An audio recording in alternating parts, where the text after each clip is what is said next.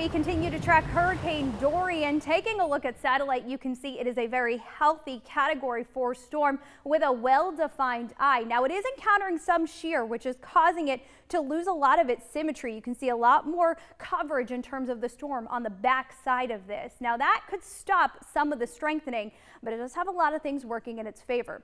Let's get to that 11 a.m. advisory. Those winds are up to 150 miles per hour as it's still a Category 4. But the storm itself has slowed down as it continues to move to the west. It was moving at 12 miles. Now it's only moving at 8 miles per hour. As it approaches the Bahamas by Sunday morning, we could be looking at winds up to 150 miles per hour. It's going to continue to move its way a little closer to the Florida coastline.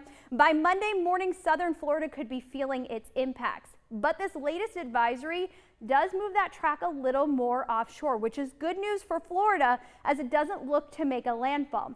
The storm itself is predicted to move just north of Jacksonville Wednesday morning as a Category 3.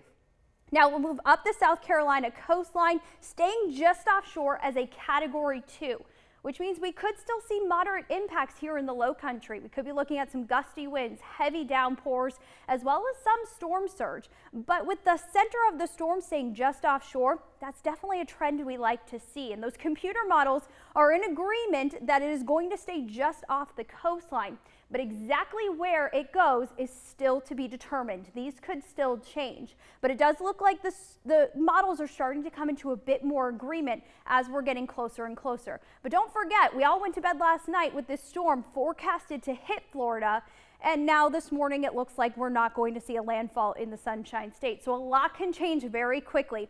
But as of right now, with the latest data we have, these are the impacts we're looking for in the low country. You can see heavy rain as we head into Thursday morning. This would again start on Wednesday and stay with us into Thursday as well. We would also be looking at some winds. This is the European model. This keeps it right offshore. This model has been right on with this for the last couple runs. You can see the strongest wind staying just offshore with the center of this storm. We will though see some tropical storm force winds in the Charleston area. It is out of here though as we head into Thursday evening and into your day on Friday. Now the America model moving just a little bit quicker, but very similar with a lot of that stronger wind staying just offshore with the center. But we will see those tropical storm force winds into the Charleston area. Again, these are all subject to change. We need to keep a close eye on the trends and a close eye on exactly how Dorian acts over the next couple days. So here's the bottom line for the low country. We do have a rip current risk today if you're heading to the beaches, although there's a lot of rain out there today. So this weekend, make sure your hurricane kit is ready to go. Get those last minute things done. Monday and Tuesday, we will have a much better idea of our exact impacts here in the low country. So check back in with us as we start a brand new week here. If we see any impacts from Dorian, it would be mid to late week. So we still have plenty of time to fine tune this forecast, but don't panic. Just make sure you have a plan and are ready to go.